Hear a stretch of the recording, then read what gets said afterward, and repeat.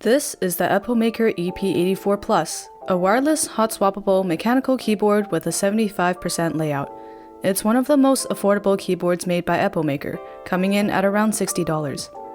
I've been using it as my daily driver for about 2 months now, and to be honest, I was pleasantly surprised by what this keyboard can do. As always, I'm not sponsored and will be providing my honest thoughts on this keyboard.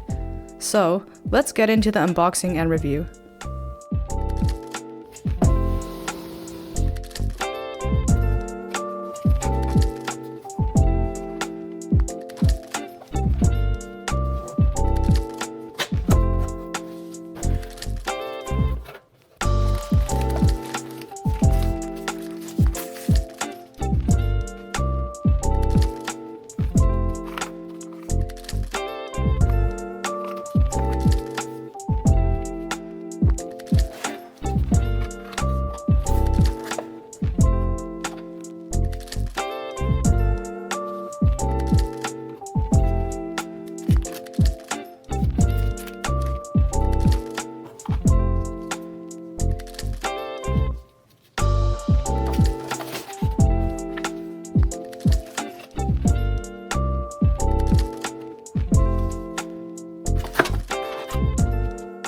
So this keyboard comes with cherry profile keycaps that have this white, pink, and purple theme inspired by the bauhinia flower. The print on the keycaps is pretty big, with a clean font that gives off a minimalistic look. This keyboard is compatible with 3-pin and 5-pin switches, and you're given the option of choosing between their Mulan, Flamingo, and Wisteria switches. All 3 of them are linear, and the price of the keyboard varies depending on what switches you pick. I went with the Mulan switch, also called the Magnolia switch, which is the most affordable one. The switches are factory pre-lubed, giving it a pretty smooth typing experience.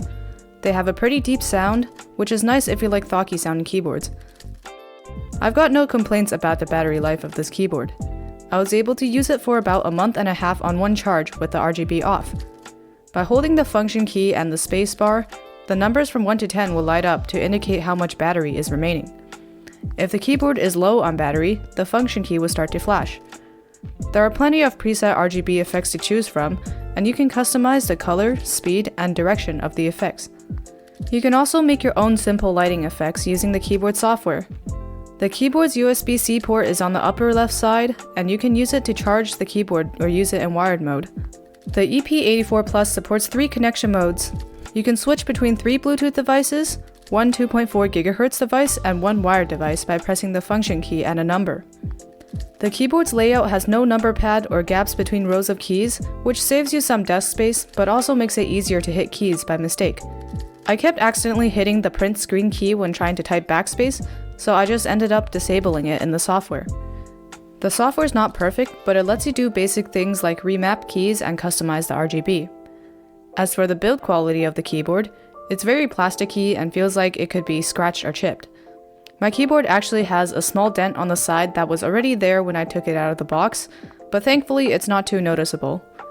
This keyboard doesn't have fold-down feet on the back like many keyboards do these days, but the shape of the keyboard is slanted so that the keys are always at a bit of an angle. I also think that having the dongle magnetically attached to the back of the keyboard is a clever way to store it for easy access. With all that out of the way, let's do a sound test.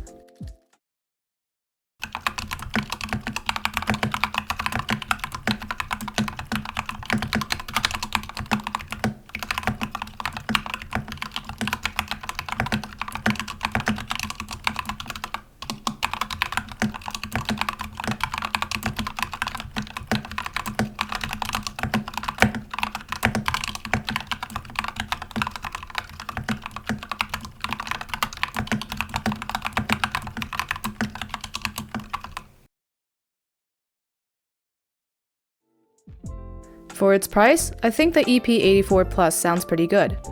I'm genuinely surprised how not a lot of people know about this keyboard. In all of the time I spent looking at keyboards, I've never seen anyone bring up this keyboard when comparing budget mechanical keyboards. But I think it has proven to be a solid candidate if you're looking for something that's both affordable and versatile. The simple design of this keyboard gives you endless options to customize it to your liking, and the price is hard to beat. So if you're interested, I'll have the link to the keyboard's webpage on Epomaker's official site in the description, and maybe I'll throw in the Amazon link as well. Thanks for watching, and I'll see you next time.